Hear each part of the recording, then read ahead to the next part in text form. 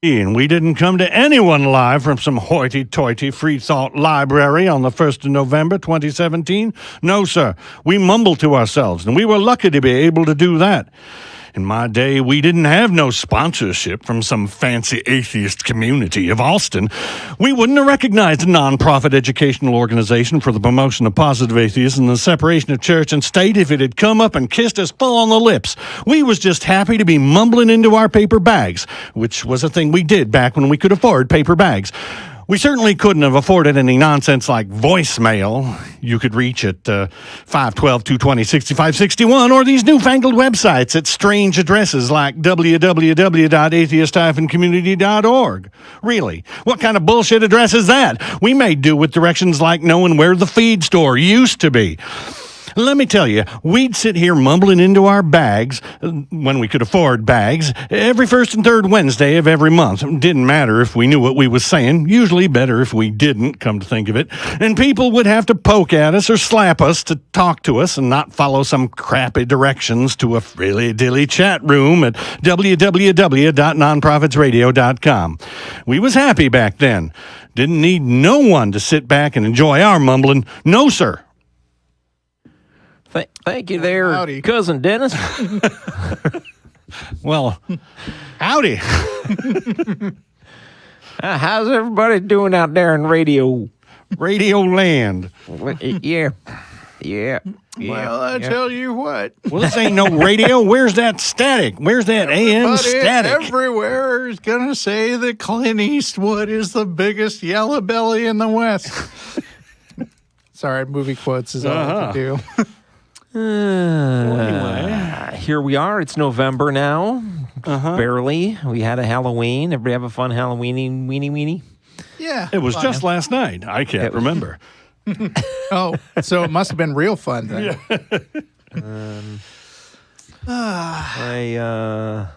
I spilled some super glue on my fingers, helping my wife get her Halloween costume ready. So I spent the evening picking bits of glue off my fingertips, and she went out and talked to the kids. Oh. Well, cool. Which worked fine by me. I can enjoy that activity, but I was okay not doing it this time. Right. My 15-year-old son took his 4-year-old cousin out trick-or-treating, which is great because that's the only excuse you get as a teenager to keep collecting candy. 14? 15. Okay, 15. 15 he could totally keep. I think the last time that I trick-or-treated ever, 22. Wow. I think so. Was hanging with some younger friends at that time, and they were going out, so I just went with them. Cool. Well, I felt bad about it, but you know, what are you gonna do? It's in the past now. I can't undo it. I suppose I could find the neighborhood. I could just give them candy back. That's right. There you go. I'm sorry. Reverse trick or treat. These aren't the same ones, folks, because those are long gone. well, I've been really enjoying the flood of entertainment that people, I guess, save up for this time of year.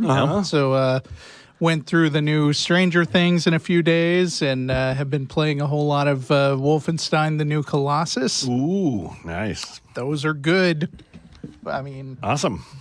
And I'm not going to say too much about Stranger Things because I assume lots of our audience is still planning to watch it, and maybe some of them haven't yet. Mm-hmm. Yeah, I'm get myself some Wolfenstein. Yeah, I'm partway through. Yeah, partway through. Yep. All I want to say is Samwise Gamgee gives very bad advice. That's it. In Stranger Things? Yes, in Stranger Things. Well, I've also been watching, weirdly, The Fog. They made it into a series. A series? How do you do a Well, what you do is you just do an incredibly long, horror movie. Did it just come out? Well, I just got it on Netflix, but I imagine it's a year old, and I don't know if it got a season 2. I mean, I'm thinking it might have been bandwagoning on the success of Stranger things like that. It's not attempting to hit the Stranger Things vibe at all. It's more like just an incredibly long, extended, episodic horror movie. Weird. Where, know how I feel maybe about that. if you're lucky, a day passes between episodes. Otherwise, it's like, Right. meanwhile, this is happening. Meanwhile, this is happening. Meanwhile, this is happening. It just goes on. It's okay. There's some fun anti-religion stuff in it. Unfortunately, so far, it's anti-religion in order to be pro-pagan. Oh, joy. So it's anti-Christianity in order to be pro-pagan. Yep. So I don't know where that's going. Okay. Well, I'm also happy to say that Wolfenstein definitely scratches that fighting a whole lot of Nazis itch. Good. And weirdly, for a game that started out as, a series that basically started out as one of the very first first-person shooters, Yes. and the plot was basically, you're in a castle full of Nazis, go shoot them. Kill them all. Yeah. This is this and the last game, The New Order, are some of the better plotted first-person shooter games that I've played in a I'll while. have to give it a try. Is the plot still you're in a castle full of Nazis, go shoot them? No, now you're in alternate 1960s New York shooting a lot of Nazis. But, and sometimes on the moon. On the moon shooting Nazis? Yes, well, I Nazis understand on the they have moon. them up there now. Yeah, So- but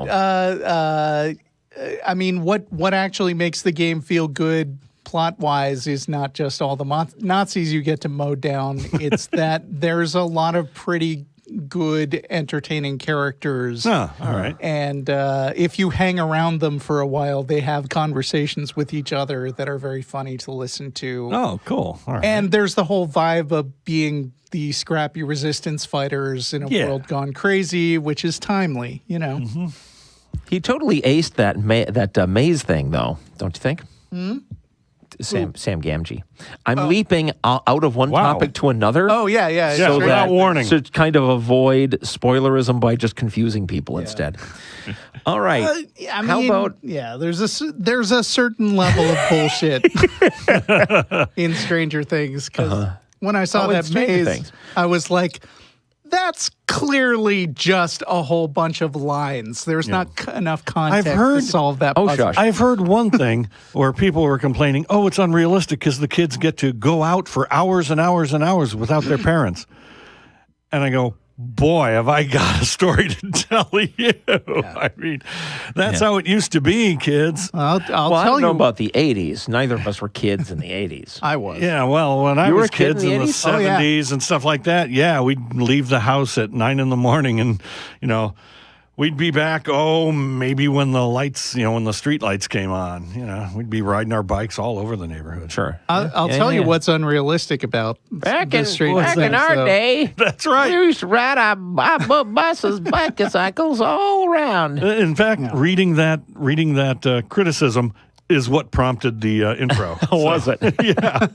In my day. Oh, boy. Yeah, I'll tell you what's We're gonna unrealistic, lose. though. Those kids have gotten real far in Dragon's Lair, and I don't think they what I have hear. that Oh, I much see. money. See, this is why we can have nice things, but people won't admit that they're nice because they insist that those things be perfect. No, they'll just claim that they're strange. Yeah, Stranger. All right. So, how about some listener mail? All right. All right. Okay. As you said there wasn't any news. Nothing has happened in the last 2 weeks. Yeah, I don't know. It has. Well, things have happened in the news, but not necessarily things that are Relevant. super relevant. Or, yeah. It's just an interesting popcorn show in U.S. politics. All right. Now, this is something that Genevieve on Facebook wanted us to talk about, which is that Kim Davis, you may remember her. Yes. Wow, that was 2 years ago already that she was How can I in remember her trouble name? for But I guess so. fighting against the court mandated now gay people are allowed to get married. This past week, a federal judge ruled that Kentucky taxpayers are still on the hook for attorney fees for the couples who sued Kim Davis a county clerk who refused to issue marriage license to same-sex couples after the historic U.S. Supreme Court decision legalizing gay marriage. In July, U.S. District Judge David Bunning ordered Kentucky to pay $222,000 to the attorneys of April Miller and others after they won a favorable judgment against David. Wow. Bunning also awarded an additional $2,000 in other costs. Governor Matt Bevin and Terry Manuel, commissioner of the Kentucky Department for the Libraries and Archives, appealed the ruling, claiming the fees should be assessed against Davis and the Rowan County Clerk's Office. Everyone's pointing fingers. All right. Yeah, I mean, there's something to that, but I don't think Kim Davis personally has that much money. So no. Yeah, I don't know. And I've also been reading that she's reinvigorated in her going around fighting against gay marriage in whatever way she can. So, I don't know. Take her for everything she's got. Okay. Yeah. Stefan says, Yes. I have recently managed to catch up on the last 2 podcasts you did. This is old listener mail. This letter didn't make it onto the air last episode, I think. And I've been wrong before. So if this starts sounding incredibly familiar, stop me and we'll move on. It's worthy of... on episode 1616, you discussed, based on Dennis's question, who was the first person to set foot is in scare quotes, right? Because of course he's dead, right? He's got no corporeal form, so no feet, into heaven. As far as I can remember from religious classes, way back when I was about 10-ish and a theist, I am from Romania and was an Orthodox Christian. I'm 27 now. Our professor said that until Jesus was killed, the gates of heaven were closed and nobody could get in. The people who deserved to get in, I think she mentioned Adam and Eve among them, were waiting in hell at like something resembling the DMV, where you wait endlessly for your ticket number to be serviced. Wow. Sort of like Beetlejuice. Yeah. As for the first person to get into heaven, now see, that's weird, because wouldn't you think the first person would still be the person with ticket number 1 at the DMV? You would think, and not the first new person. Why would you let... How did they sift those people in? Why would you let A&E in anyway? They're the first people who disobeyed. Yeah. It seems completely counter to the whole deal. They have more story after. Oh, okay. I think there's a chance that they got forgivified and stuff. Forgivification. Right. Well, back in my day. So yeah, I mean, it's weird. How would they? Then at what point did those people waiting in the DMV get to go? If the moment Jesus resurrects or something, that they start letting in the fresh people and not the waiters. Weird. Not the people waiting. Not the wait staff. No. As for the first person to get into heaven, that was the guy who was crucified next to Jesus that accepted Jesus in his last few minutes before he died. I'm not sure if you guys are at all familiar with this detail or if it's just our denomination or just something our professor believed to be true. I know him. He was played by Eric Idle, I believe. But... Wow, nameless. Interesting. No, I think those guys have names, or they've been given names. All right. It's not a Barabbas, the thief. Is that the guy who was next to Jesus? I think so. And also sang. I wasn't raised with this stuff. How do I know more than you? And also the guy who sang "Look on the Bright Side of Life." That guy. Yeah. So he gets was played by Eric Idle. He gets to walk through the holy gates, dance around, going first. Right? Yeah, because in heaven you get your own new house and stuff. He had the run of the place. That's right. As long as he was faster than all the other souls that got to heaven. Yeah. It's like I don't know how he could have been because none of them had any feet. But it's like opening the doors on Black Friday. Yeah, they go. Yeah. What would be considered a good neighborhood? He might not even know because, no one else was there yet. So what if he picked a place he thought was going to be an awesome neighborhood and then it filled up with like Jews or something? I don't know. I don't know what Barabbas, what his personal bigotries were, but Even I if think I may have been maybe wrong. he didn't Barabbas. maybe he didn't like Samaritans or something. I think Barabbas was the guy they freed instead of Jesus. Okay, so In Life of Brian, that would be the scene where they're all like, Right. release Wadwick, Yeah. release Barabbas. Barabbas.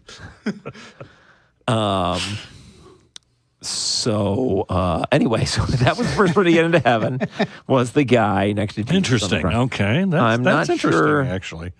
Which makes sense, right? Yeah. Because like the moment of Jesus' death, I guess you'd have to get this expanding area wave of Right. of Jesus' freedom So Jesus going was out from ground him. zero. The closest person would have been that The guy. first, the speed By light. then, I guess the Romans that had been stabbing him had gone away because they might have been.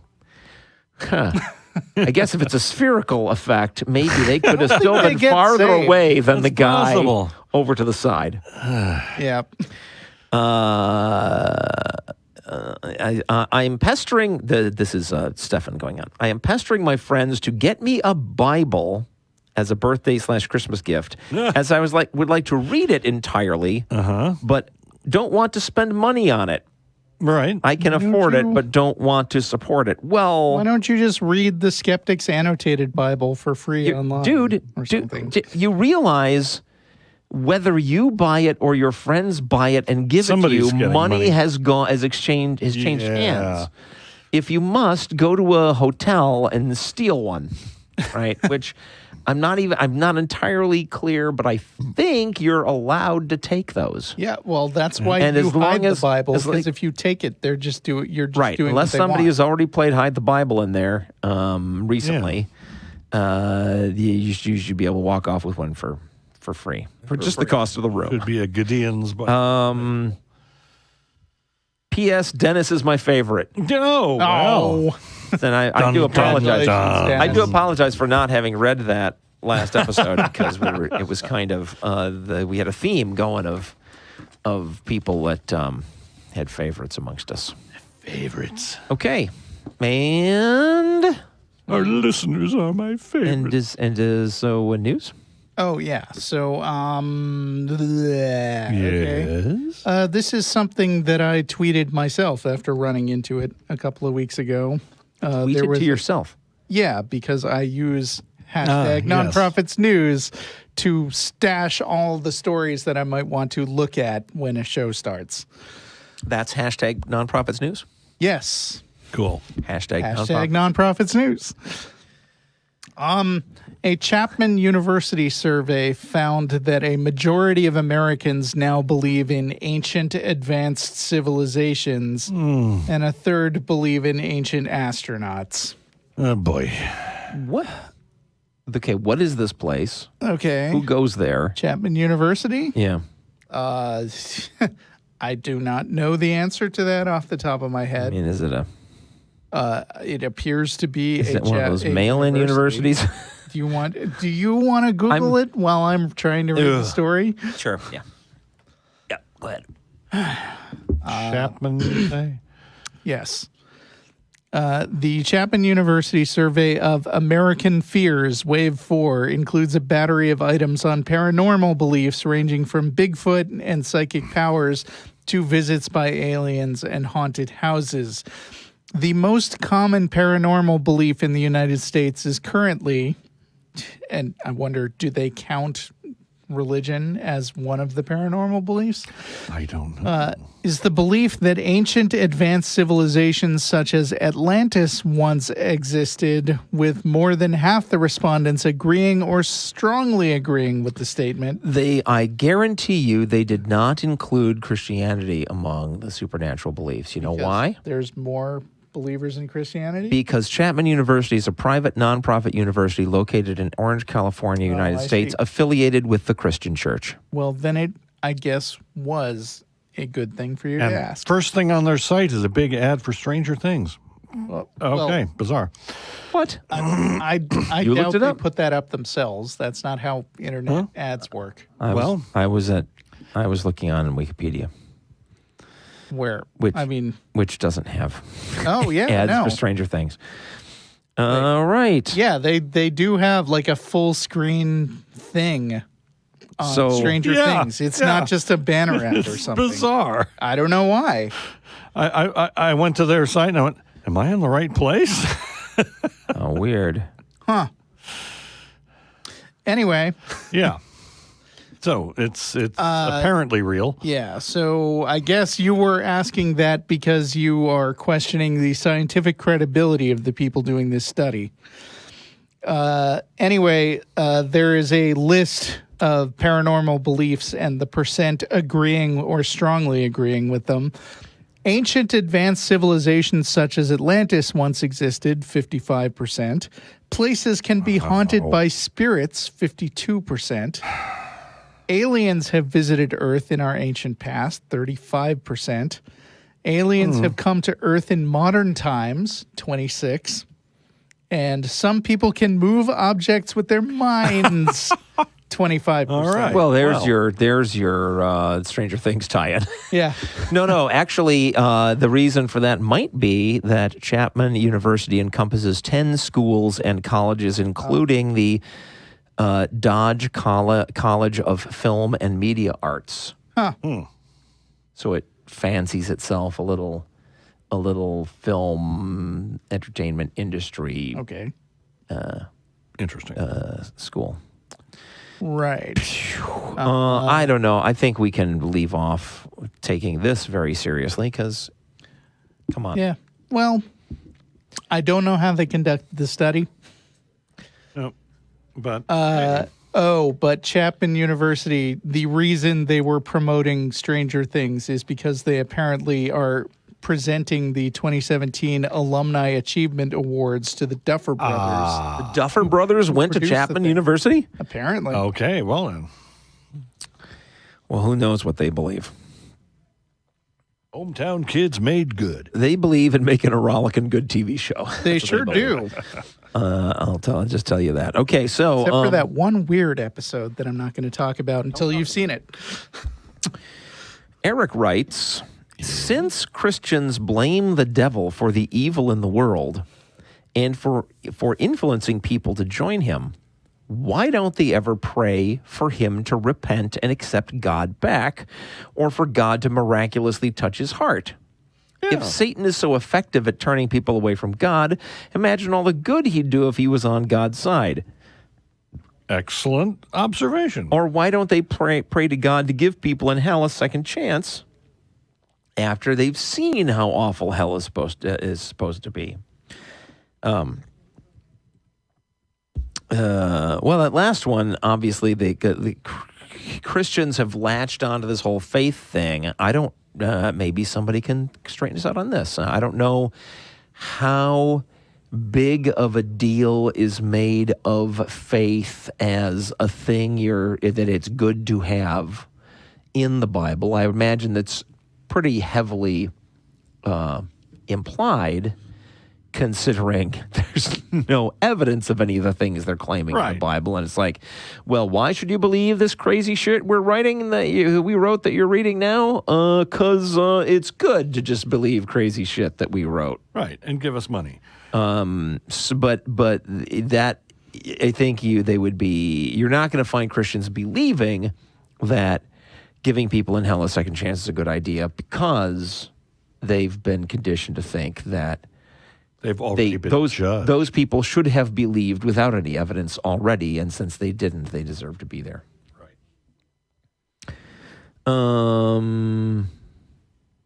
Eric goes on. What's your opinion? Can you guys or the audience come up with other things Christians should consider praying for but never ever do?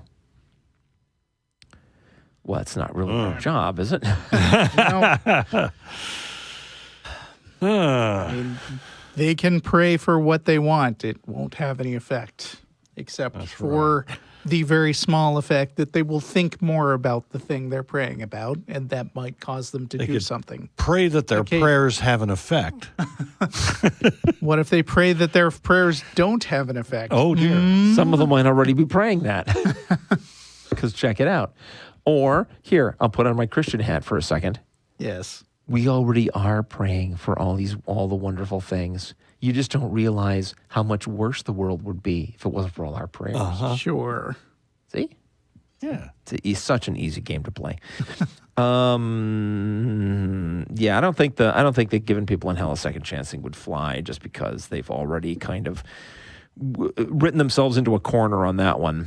But but the changing Satan around, the answer to that is going to be the same as all the answers about how come God doesn't do X, Y, or Z with regard to Satan, and that is, God's working on it, and he's totally going to win, but the reason we have to put up with it is we are in time and God isn't, and so God has totally got it in the bag, but, for him, it's like he's doing it now. Because they have the whole outside of card time to play. Yeah.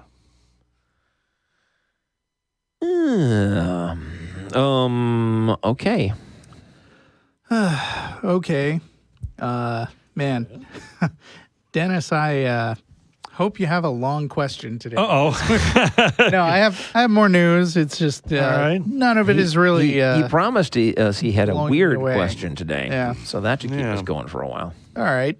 I don't know. We'll see.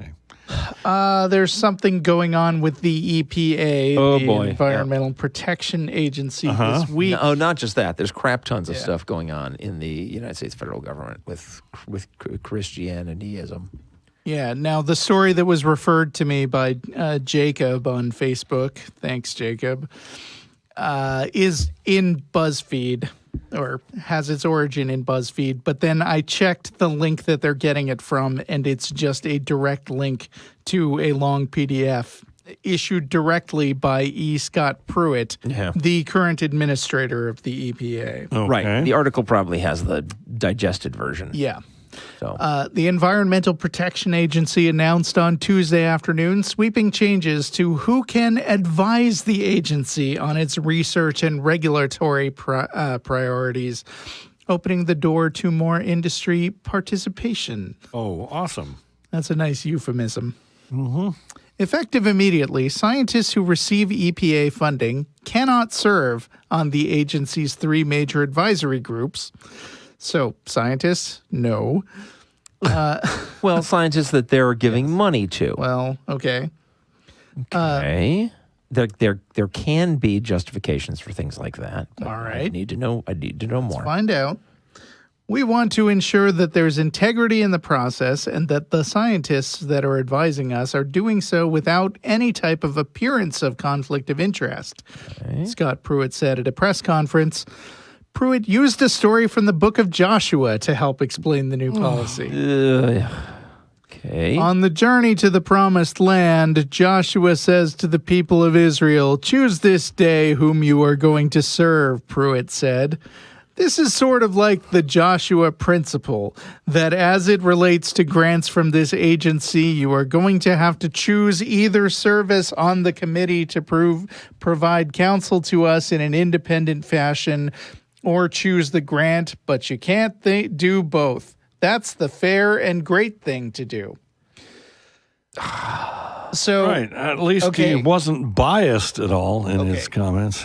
So the agency, if I may interpret this, was hiring scientists to investigate things that might be relevant to the agency directly. Yeah. Which is the sort of thing that a private company might well do if they want to figure something out that impacts their industry, or the sort of thing that a government might do if they are trying to, like when you want to find things out, you pay people to find them out, which is why we hire scientists to learn things. Right. But he says people can advise us for free if they want to. Oh, that's nice. And what are the standards for who those people are going to be? So there's the red flag. It's like, okay, we've got people, presumably, whose job it is to identify scientists who have the appropriate chops to study the things that we care about. Yeah. And give them grants. But then who's left? Or maybe there's just enough. Maybe there's just enough people to give grants to that they can get the ones that didn't get grants to come in and advise them. Or maybe this is just a big opening for an excuse not to talk to scientists. A large coalition of science organizations, science advocates, environmentalists, and politicians lined up in fierce opposition to the policy charges, arguing the rules not only disqualify top environmental and health researchers from advising, but also favor scientists paid for by EPA-regulated companies. There we go. So the people who would traditionally have been overseen by the EPA are now in a better position to say, here, take our scientists. Right. Okay. And somehow that would not be a conflict of interest of the type he brought up.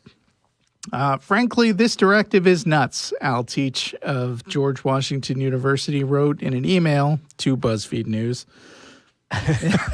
In the article, they have picked that line to put in a little sidebar. Like, frankly, this directive is nuts. Right. And been great big letters. Yeah, which is why it is a good idea to be cagey around news that is being reported by BuzzFeed. But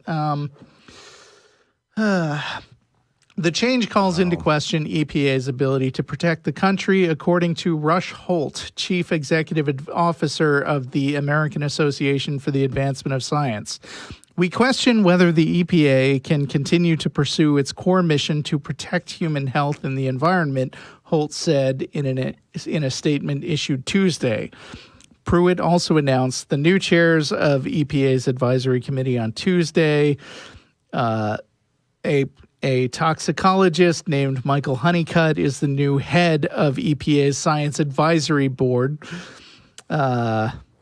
Honeycutt once told Congress he didn't agree with the EPA's toxic evaluation for mercury, and he's argued against the agency's ozone standards, according to a 2014 investigation by Inside Climate News and the Center for Public Integrity.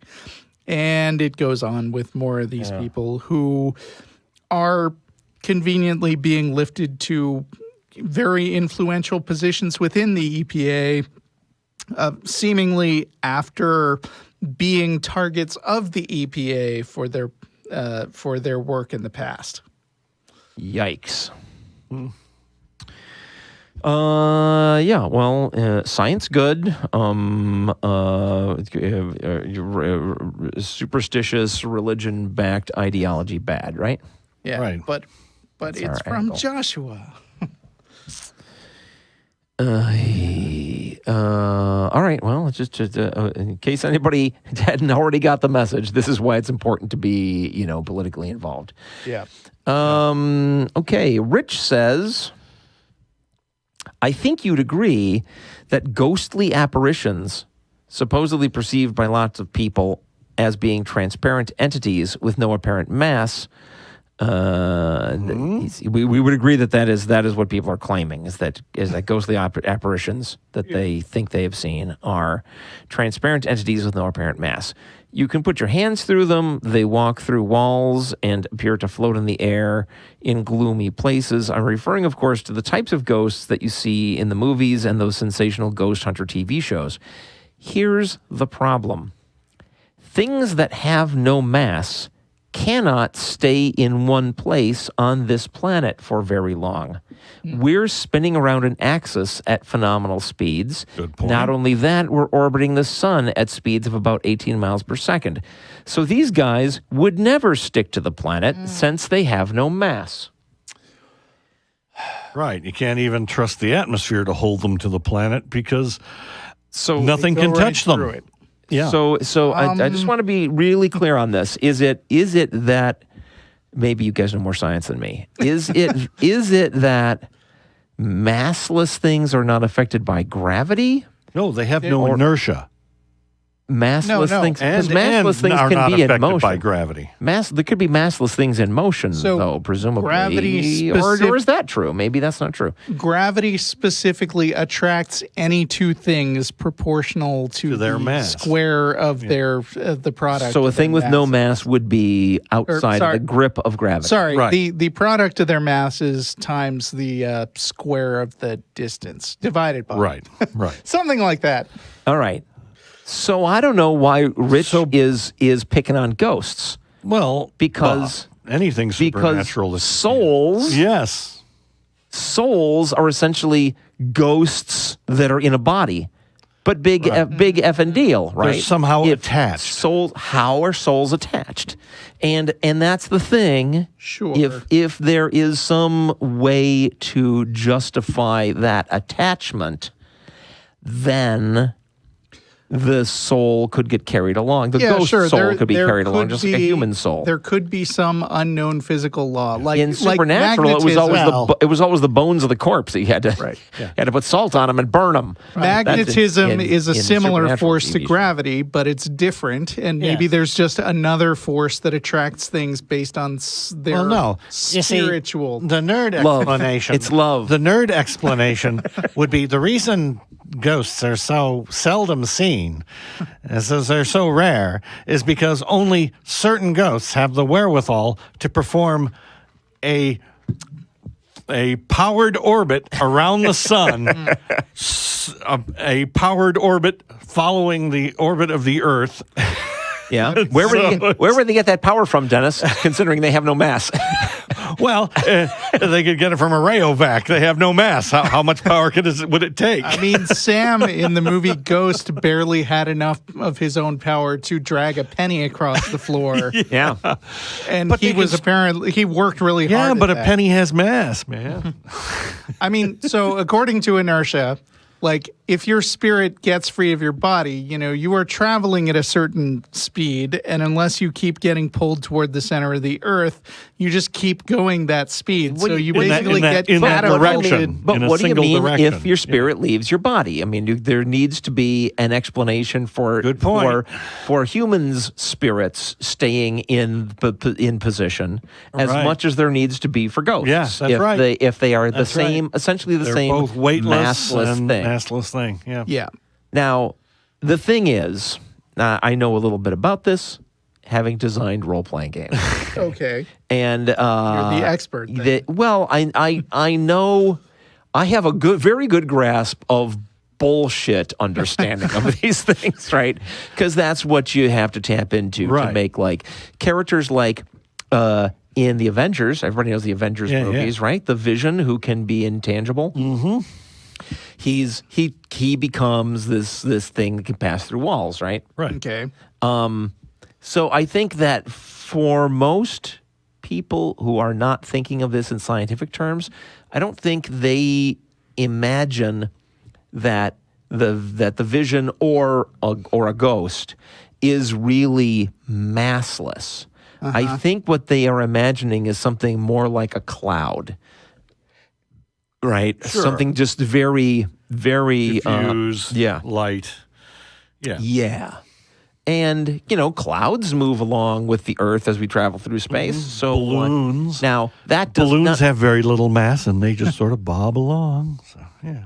Right, but they're not... Balloons are not... The balloon itself as a complete object is not something you put your hand through. Right. Without it popping. Right. But a cloud you can. Yeah.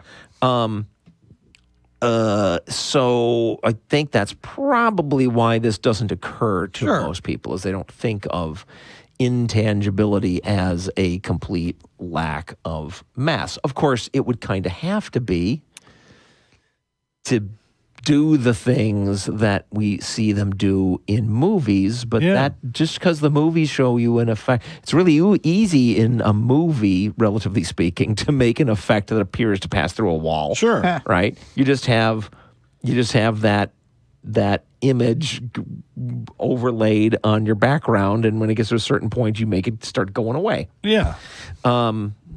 So, but the impression that spirits could be just very tenuous physical things plays against the frickin' claim that they're supernatural, right? Right. That they're not physical. So that certainly supports Rich's point. And doesn't explain things like, well, okay, I just saw that ghost supposedly move through a wall. If it is clouds don't do that. Right. Clouds need a bunch of little holes. Yep. So they can get through. So, all right. Well, that was very interesting, Rich. Yep. But yeah, I think we should totally be picking on spirits, not just ghosts, because this be like, phew, Earth moves on, and like, bam, nobody's got a soul anymore.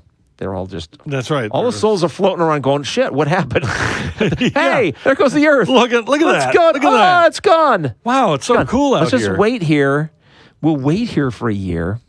Right? Yeah. They'll come back. And then some ghost of some jackass ghost of a scientist comes floating over and says, well, no, because the sun is also orbiting around the center of the galaxy. Sorry. Ways. It's never coming back.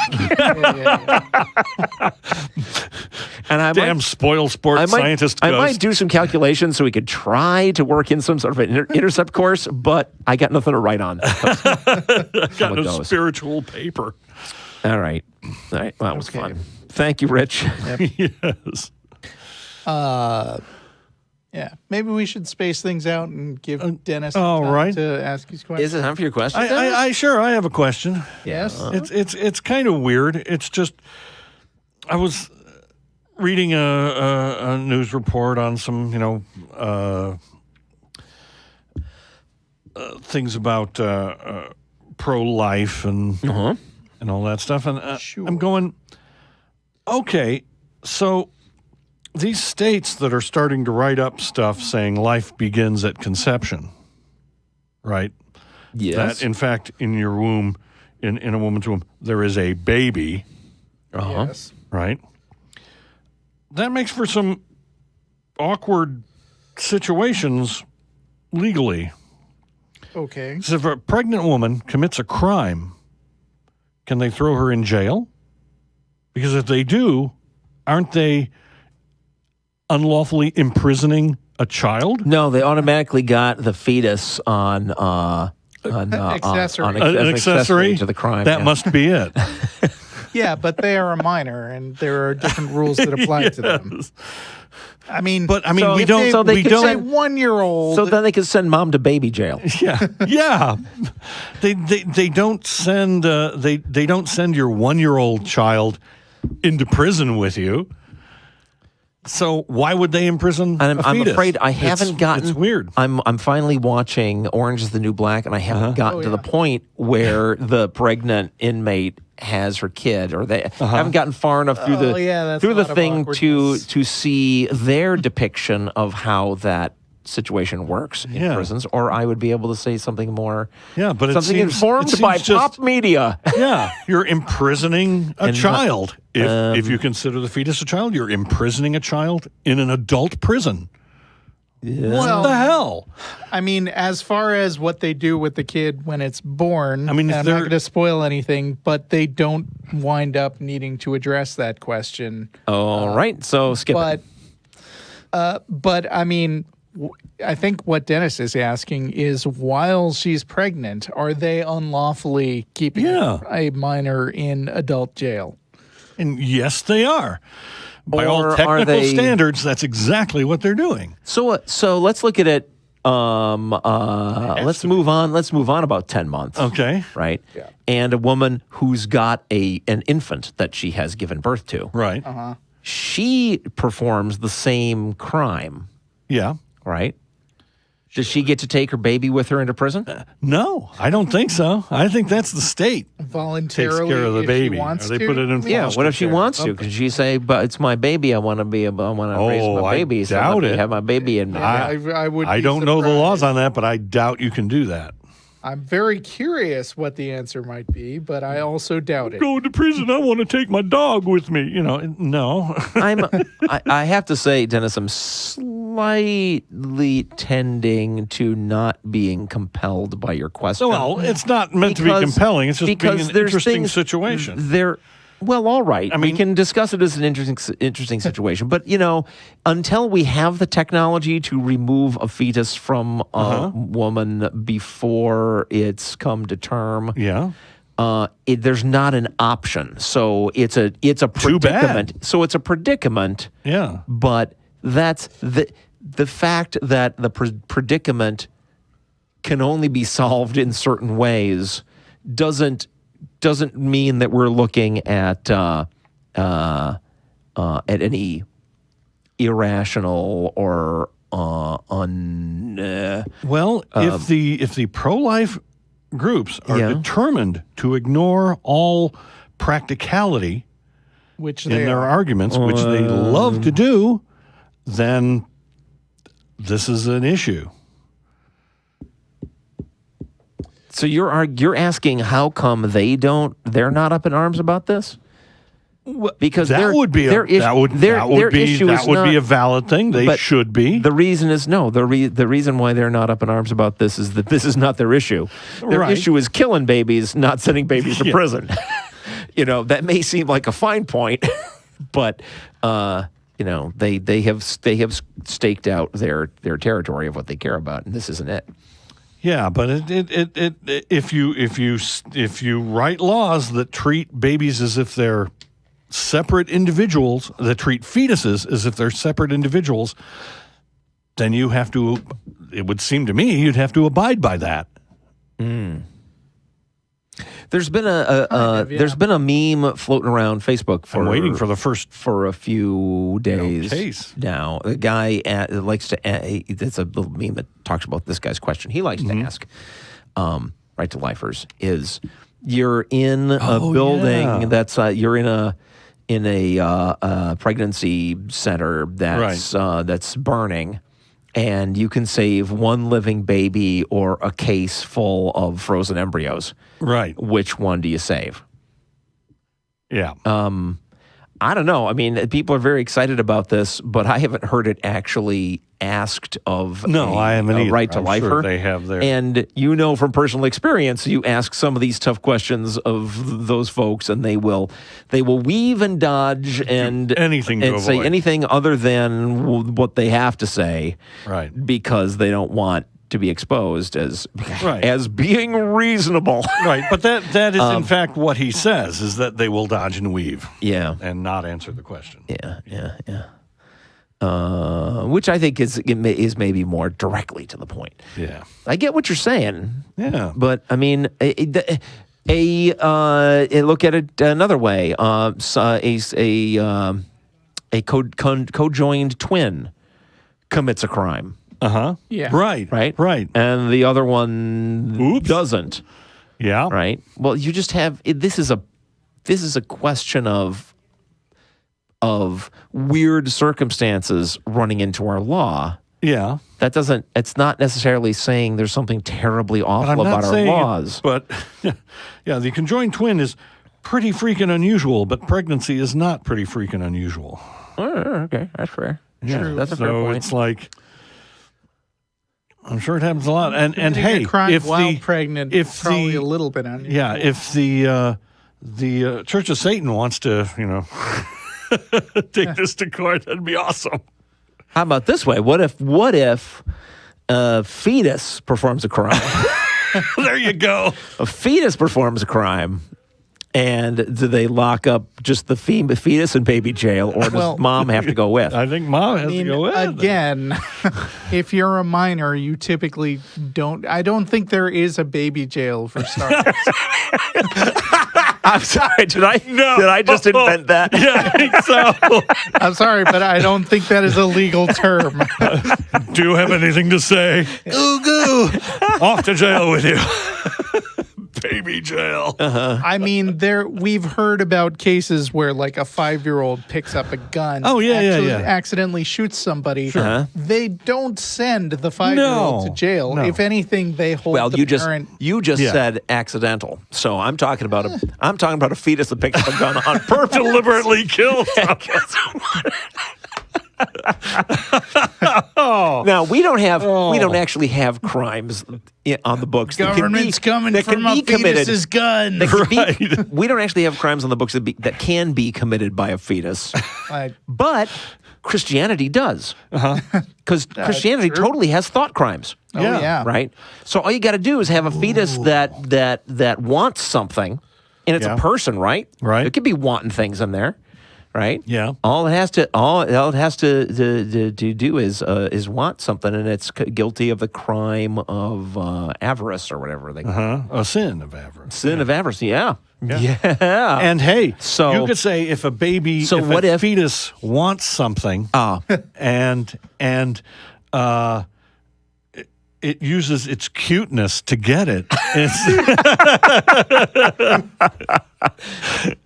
Yeah. I mean, Of course. that's not a crime for adults. However, within Christianity, they don't have the same problem because you can totally then the mom has been saved. Yeah. Baby commits the sin of avarice by wanting something that it doesn't have. Yeah. Right. And then they're hit by a car and they both die. In Christianity, you can totally separate the baby soul from the mom's soul and send them different places. Yes, so it's yes, not. you can. It's not an issue. Not an issue. And Not an the issue. mom will allegedly be happy about it. Yes. Because there is no sadness in heaven. That's of course assuming that both their souls didn't get left behind in deep space a long time ago. For having no mass. Just floating in empty space going, well, this sucks. Well, Your Honor, the baby made it clear that if I give it the candy, it will be quiet. I gave it the candy, it wasn't quiet. Fraud! Yeah, but no, kids cannot sign contracts like underage. That's People true. cannot sign, That's true. cannot enter into agreements like that without parental consent. So anyway, that's my bizarre question. All right. that was strange. fun. Yeah. I'm not sure we're at the bottom of this yet. No. Are there any other instances where this would cause an issue? So so what you really want to look at then is other consequences of granting Personhood to personhood to a fetus. unborn fetuses. Right. Yeah, what would if you won't do it to a child, you won't do it to a fetus. So if the mom goes into prison, you won't throw their 1-year-old into prison with them. Well, no, see, because again, You got to treat them the same. because that's not, in fact, the right to life position. The right to life position is totally okay with doing all kinds of horrible things to people after they're born. Right, yes. They want the special treatment only for the fetuses. Only for the fetuses. And throwing the fetus in prison with the mother would be special treatment, I guess. Sort of a negative sort of special treatment. Yeah. Oh no, that makes their position more untenable. I think you're onto something there. Yeah. All right. Okay, we can let that go. All right. Excuse me. Is it it's your turn, right? Is it my turn? Yeah, it's your turn. Okay. Turn. I've received. Oh, sorry. Yes. Where was I?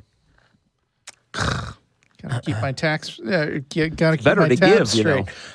This one is from Skeptic Mom on Twitter. You guys know about Dan Barker, of course. Yeah. Of course. Yes. He's a former minister Met him. who has recently been going around challenging churches' tax privilege.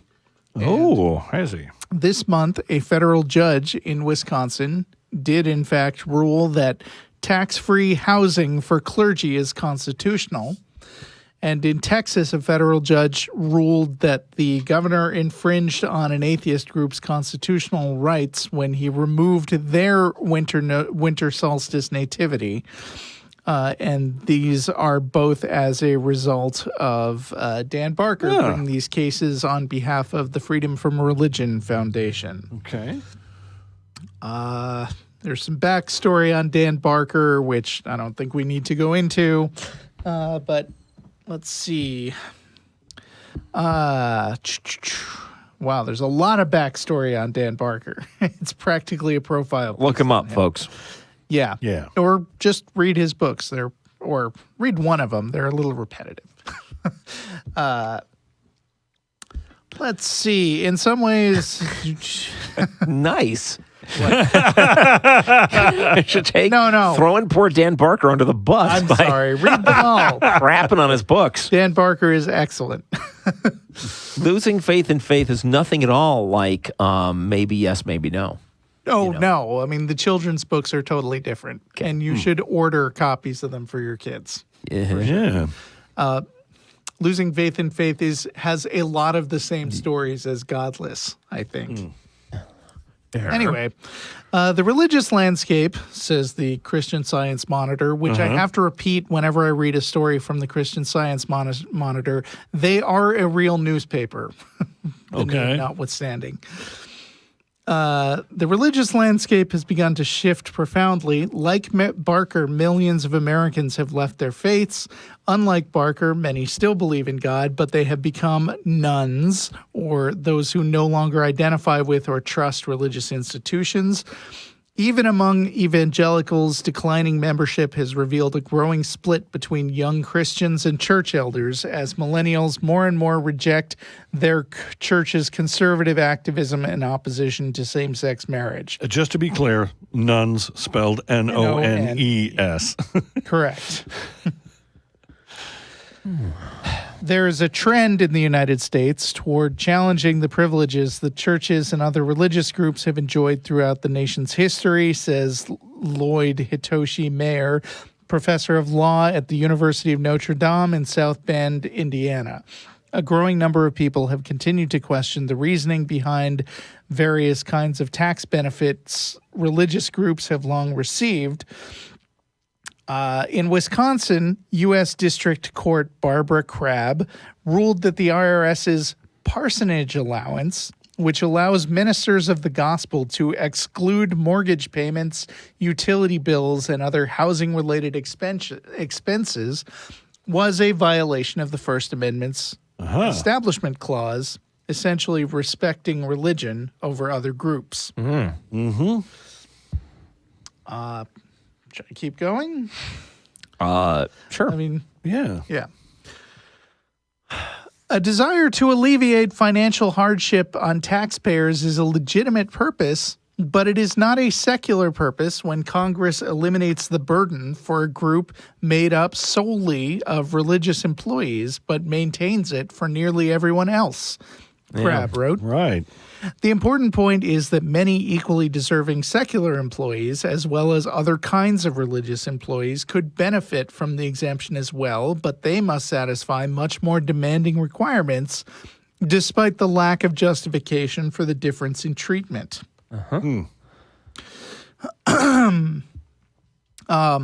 It goes on to say that the Supreme Court in 1970 affirmed the tax-free status of churches, saying certain entities that exist in harmonious relationship to the community at large should not be inhibited in their activities by property taxation or the hazard of loss. So those properties for non-payment of taxes. But many have begun to question whether religious groups do indeed exist in a harmonious relationship within the community. Especially as many conservative churches have become more aggressively partisan. Right. Which we talk about almost every show these days. Wow. I'm just going to take a moment here to point out that is so totally a non sequitur. You know, I mean, because 98% of what those organizations are supposed to be harmoniously doing for the community is saving their souls, which is not a thing. It's not a thing that the government should be recognizing as a service in the first place. Right. I mean, that'd be like, the lady in the hut on the corner that'll read tea leaves for you is providing the same kind of service for the public. Yeah. Should she be tax exempt as well. I think it would be fair to identify the things that religions do that are helpful to people, and there are things. There are things, but then, but let me finish my sentence. yeah, okay. But then, like define and outline those things from a secular point of view, and then just give the tax exemption to anybody who does them. Well, that's fine if churches were required to report their budgets and stuff, which they're not. Right. So there's no, I mean, they make big claims about things that they do for the public, but every There's no way to check it out. Every analysis I've seen that tries to get at what's actually going on shows that these institutions are less helpful to the community. They're less actually charitable than traditional charitable organizations that do have to report. Right. So, I mean, for an example of what I'm talking about, one of the stories that got submitted this week that I won't wind up reading in full, but it's an interview with someone who is an atheist chaplain at a hospital, and there are, I'm sure, things that chaplains do that don't require religious involvement. Like if you're a person who's very sick or maybe dying and you need someone to talk to and receive some kind of comforting human interaction, that's something that religious people are maybe capable of doing, as are non-religious people who have basic compassion. So if you were going to define services that are for the public good that maybe shouldn't be taxed, let's define them and not tie them to some kind of belief in a sky god or something. Yeah. Do those kinds of like hospital chaplains pass collection plates and shit? No, I'm pretty sure they don't. I'm pretty sure they don't too. She's on the payroll of the hospital. Yeah. Yeah. Or yeah. So you said Notre Dame. I just want to clarify that you meant DAME and not DOM. Yeah, that's how you pronounce. Is it indeed? It's French. Okay. Yeah, it's not. Oh, we're going to get letters. It's all French. I mean, okay, people in Indiana probably all say Notre Dame. Notre Dame. Just like people in Austin are all very proud Manchac. of saying like Manchac. Guadeloupe. And Guadeloupe. Yep. And all the other Spanish words that we seem to gleefully and intentionally mispronounce here. Right. Yes. It's an Austin thing. You guys wouldn't understand unless you we apologize on behalf of Austin. Alrighty. Anyway, keep it up, Dan Barker. Yeah. And, keep writing books. They're great. Oh, now they're great. Now that you called me out. Yeah, that's right. Speaking of pronunciation, Andrew says, I caught a relatively recent episode where you read out a message from someone saying that the Bob and Doug Mackenzie Canadian accent was not based on an actual one and that no one speaks like that. Did we in fact? I'm not sure. I guess it sounds vaguely familiar. I guess we must have. And my response, since I can't remember, I don't remember what I might have said. But right now, my first reaction is, well, those comedians were both Canadian. Surely they would be referencing something. Anyway, Andrew says, it may have changed with globalization, etc., but at least back in the 80s and 90s, that is exactly what a lot of people from the Hamilton, Ontario area sounded like. Okay. So, it's very, I mean, any kind of accent is liable to be subject to regional differences. Sure. And I think people who are near the area that's being parodied are often kind of rush to say, we don't actually sound like that. and not take dialects into account. Because I've done an accent where for the same episode, somebody wrote to me saying, that's a stupid American accent that you did. And then somebody else saying, that sounds just like people from my area. Right. We do stupid American versions of accents on this show all the time. For sure. I can't speak for you two guys, but for me, I love the sound that I'm trying to get. That I think all of those accents are deliciously wonderful. Yes. Yes, they are loving parodies. and fun and positive. It's funny to Even the Ted funniness. Cruz. The funniness is the way we're getting it wrong, not Yeah. the way the actual people sound, in my opinion. And That's a nice way to if put it. we're wrong, people will keep hammering on us, and we'll stop at some point because we're jerks. We won't stop because we're jerks. We'll stop because we'll realize that we've been jerks. Yes. Thank you, Andrew, from who he didn't say what part of Canada he was from, but presumably he's been to the Hamilton, Ontario area. Yeah.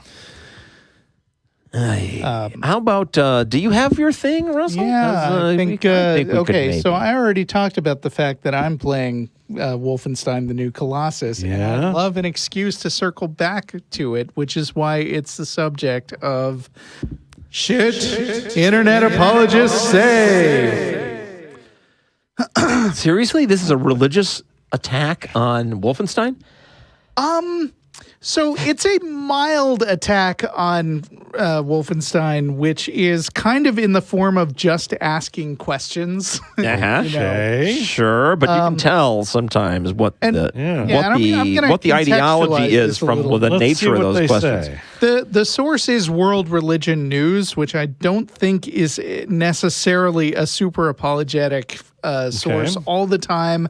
But in this case, I looked around and saw this article cited by a whole bunch of more right-wing organizations. So Let's it's see at what it has least to hitting say. a nerve. It's relatively short, so I want to take a second to contextualize this by saying the marketing for Wolfenstein has been pretty savvy. And I know when I'm being manipulated by a marketing campaign. Yeah. So, since the 90s, the series has just been about mowing down Nazis. But there have been a lot of things about actual neo-Nazis in the news lately, and I think that the people behind Wolfenstein kind of gleefully stoked the fires a little bit. Sure. So the Wolfenstein account on Twitter on October 27th, which I think may have been the day the game became available, did a short interview on Vice News where he was like, oh yeah, it's just like killing Nazis like it always has been. And some people are choosing to see it as an attack on their group and, fuck those guys. Right. And I don't know how many groups are actually feeling like this thing is at them personally, but it doesn't hurt Wolfenstein's sales, I bet, to stir this pot. Not at all. All right, so World Religion News says, some feel Wolfenstein 2 is a metaphor for Trump's America. Also, by the way, this was submitted by Justin Looney on Facebook. Thanks, Justin.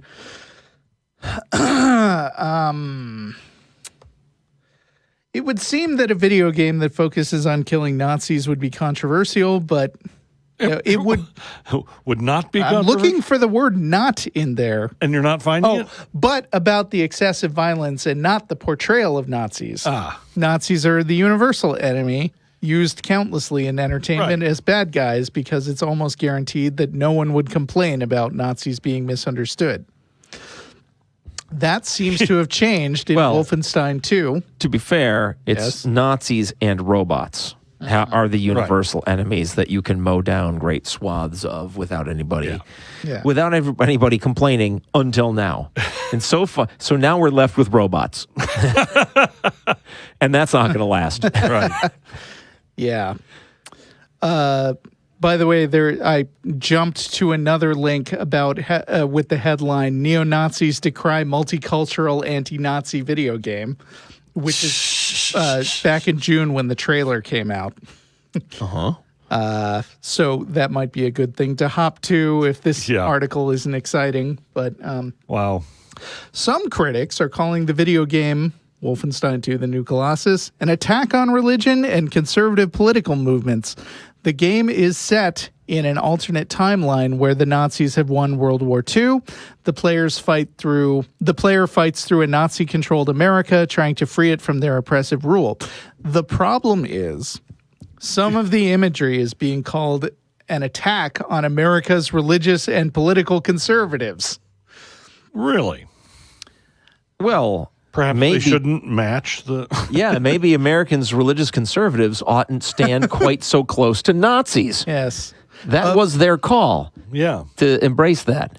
And so if they then get caught in some of these, the fire that's directed at Nazis, it's their own damn fault. Yep. Yeah.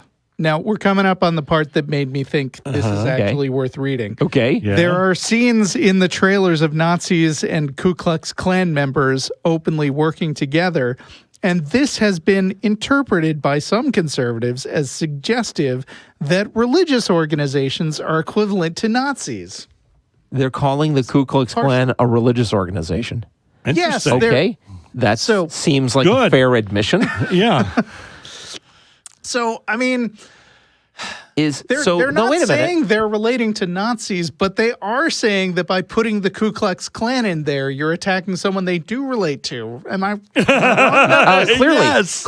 what they Obviously. are steadfastly not recognizing distinctions between good and bad religious organizations. Right. There are either religious organizations that you have to leave alone and say nothing bad about, right? Right. And then there's everything else. And so, I think they've played their hand. Go ahead. Yeah. The game's tone of revolution against an oppressive regime has been seen as a not-so-subtle attack on the presidency of Donald Trump and his policies, including the protection of religious freedom and Christian ideology. So, are there other Christians in this game depicted other than the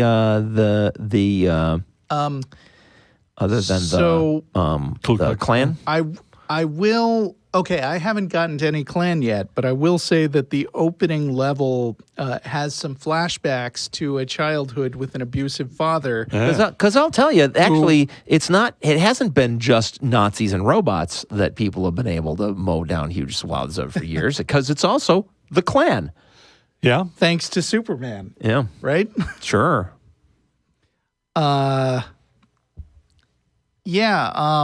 The abusive father in the flashback is presented as very Southern, and the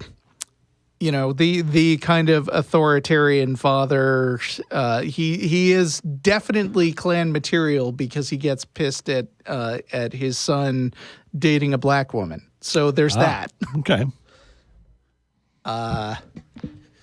Yeah. See. I don't have the ability to go back in time and find out whether during the, I'm going to say, late 90s? The early 90s, if you're talking I am talking about something that I haven't identified yet. Okay. Please don't leap to conclusions.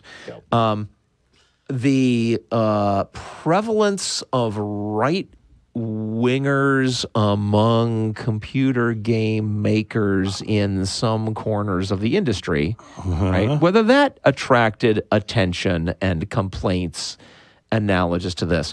Because, I worked on a computer game back in the early 90s called Master of Orion. It's a space conquest strategy game. And then there was I left that company. Then there was a Master of Orion 2. And then there was a Master of Orion 3, which didn't go over very well. And then a few decades passed, and then I got brought in as a consultant on a new updated Master of Orion game by the new owners of the trademark. And that part of my help on that game as a consultant was to go over the fiction that he had evolved over the course of these 3 games. And I was sickened and livid with rage when I found out. See, here's the thing: it's a strategy game, right? It's not Right. role playing. Yeah. And it's weird to have a history for it because every time you sit down to play, you're starting over, right? Yeah. The humans and the Bulrathi and the Darloks and all the alien races that there are to play are starting over again at the beginning of each new game. Not only that, at the beginning of each new installment in the series, you were starting over again, right? Right. As if the previous game had never happened. But the fiction was written as if it had. And so some right-wing asshole on the 3rd game had written this thing to explain the loss of all the accomplishments in the previous installments by these civilizations by saying, oh, it got so liberal that they were against technology and the evil liberal governments that had taken over all these planets forced everybody to take apart their spaceships and go back to nature. I kid you not. Okay. That was the fiction. Wow. That right-wing assholes at the company that made Master of Orion 3 wrote. Okay. That also reminds me of when Scott Card, Orson Scott Card, kind of went full. Yeah. Trying to think of the right term to use, but he got, after 9/11, he got real conservative Christian, and he actually went back and started writing sequels to his old good books where he started bringing in a bunch of this stuff like I think there was a sequel to Ender's Game where they were trying to outlaw Christmas on the battle station or something. Oh, good. I'm not kidding. So look that up. Have you ever heard his secular humanist revival meeting? Yes, you gave me the tape. Yep, but he used to be really cool. For a religious guy, he was about as cool as you can get. Yeah. And then it all went to shit. Yep. So anyway, yeah. The book I mentioned is called A War of All this Gifts. stuff about the alt-right emerging from a certain segment of the gamer community, which appears to be the case. I was not surprised. I was only surprised that it continued to spread and fester. Right. But I knew it was out there. Yeah. From shit like that. Also, I think since we're talking about Wolfenstein, let's not. Oh, should I say Steen or Stein? I think it's Wolfenstein. Wolfenstein. I'll say Wolfenstein, and then we'll get letters. Frankenstein. I played Wolfenstein 3D, 3D, right? yeah. And it's at least in addition to being about killing Nazis, it's also about watching scantily clad go-go girls in the special. What? No. That was a Wolfenstein, wasn't it?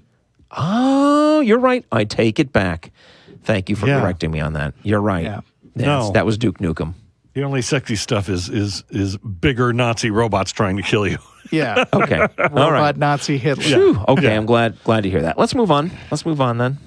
Yeah. Well, Apologize for my mistake. I'm not going to read more of this article, but one of the links it kind of wraps up soon. Sure. But one of the links that I got to from the article was a a page on The Verge, which collects a short compendium of asshole alt-right comments on the YouTube video of the Wolfenstein trailer. Okay. So one of the YouTube comments said, "This game looks like an SJW's wet dream. Fighting actual Nazis, black women being racist toward white people, and an actual resistance that will probably succeed in this fictional world." Wow. Another guy says, "Too many N-words. Sorry, but," and he's not complaining about the language. He says, Nazis. No. The other N-word. Oh, okay.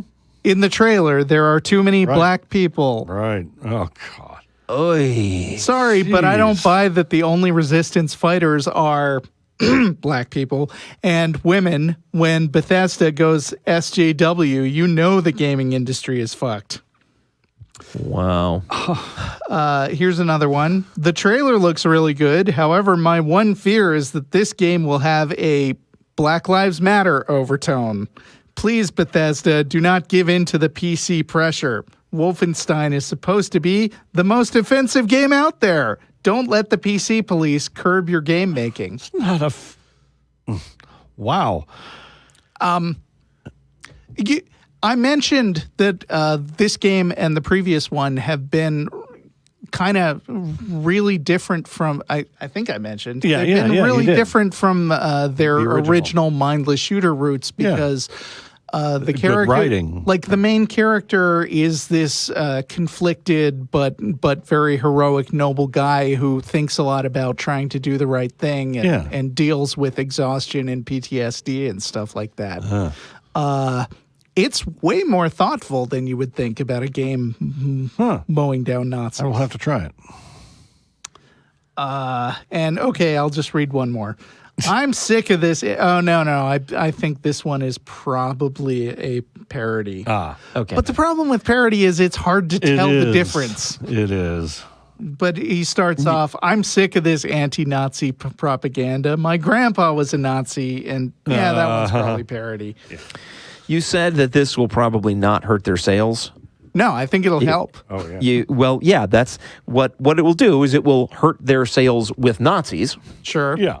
And help their sales with a bunch of other people. And I'm sure somebody at the corporation has taken a look at the likely outcomes and those numbers and made a call. Yeah. And, what this is, I posted shared a thing on my Facebook wall just recently, which is film of a Nazi rally in New York City in the 1930s. Yeah. And it's horrific to watch, but it's also incredibly positive and uplifting to watch, and here's why. Okay. They filled Madison Square Garden. Yeah. And they tromped around with giant swastika banners and crap, right? And did their little evil fascist racist speeches and shit. Right. And that's as far as they got. Yeah. That was it. That was the peak of their movement in the United States, and they still lost. And I think that is the takeaway message, and that's what I would like to draw the attention of actual Nazis to is, look, that is as good as it's going to get. Take a good hard look, and then be prepared to shut up and go away, because that's what is going to happen. And we're not going to have to hear from you people for another few decades. That would be nice. In the real world, there are just not enough freaking Nazis for them to get real traction. There are exactly enough to piss people off. Yep. And mission accomplished, if that's what you wanted, is to piss people off. Well played, guys. Some of those people are going to be willing to punch you in the face. Congratulations. Yeah. All right. Well, and it's like that first article you were reading from was talking about, mentioned about, they're going to feel misunderstood. Oh. And I go, believe me, you're not the Nazis are not misunderstood. Perfectly. We know exactly where it all leads. Yeah, if you are complaining that Nazis and or KKK members are portrayed in a negative light, maybe you should reevaluate your life choice. Yeah, check history. Okay.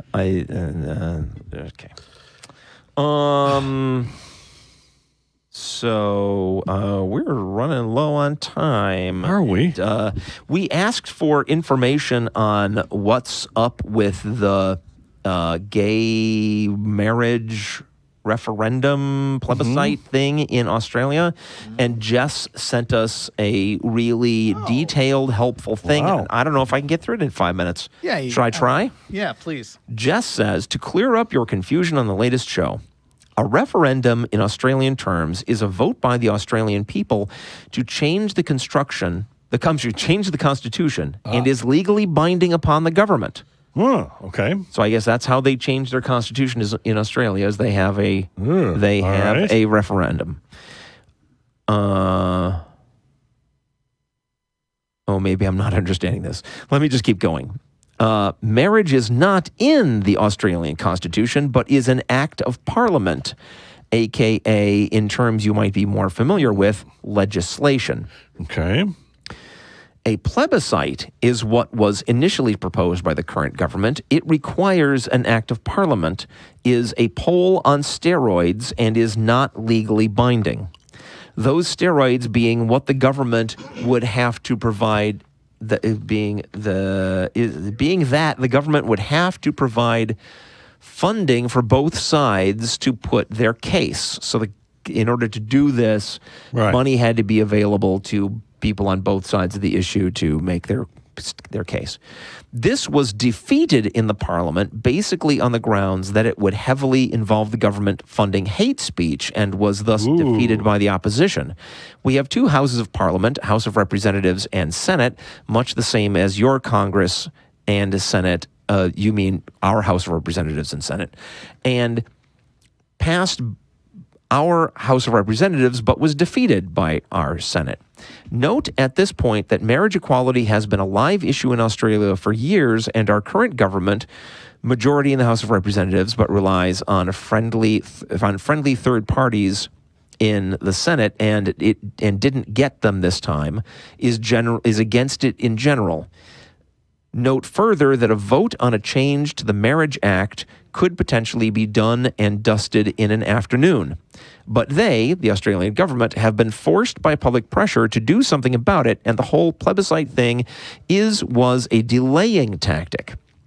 Having had the plebiscite idea defeated, they decided to go with a non-binding, non-compulsory, and utterly redundant, expensive postal survey, a term that has no legal meaning and was made up out of whole cloth.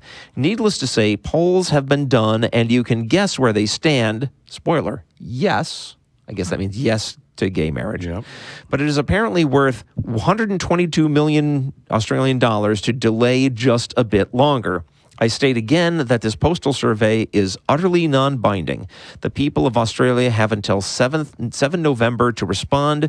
Most already have. Most yes people hate the idea of voting on basic human rights, whilst realizing that a no vote would be even worse. But the bishop/dickhead mentioned was apparently hoping to change a few minds before the 7 November deadline. I hope that clears things up. Wow. Can you guys follow that? It's convoluted. It's government. It's not so much that it clears things up as it makes me feel a little better about my ignorance, because it's clearly complicated and has been ongoing and gone through several stages. If you use this, feel free to use my name, do a silly accent, and to cut mercilessly. Love the show, and cheers. Well, nope, Jess, too late. Oh, that was fascinating. I used your name, Jess, and thank you very much. It was very informative. I think I'll go study it a bit more so that I really understand what you're trying to tell us. Okay. So. Should I take us out? Yeah. All right. Well, shoot. When we finished mumbling, we didn't much care what people was thinking.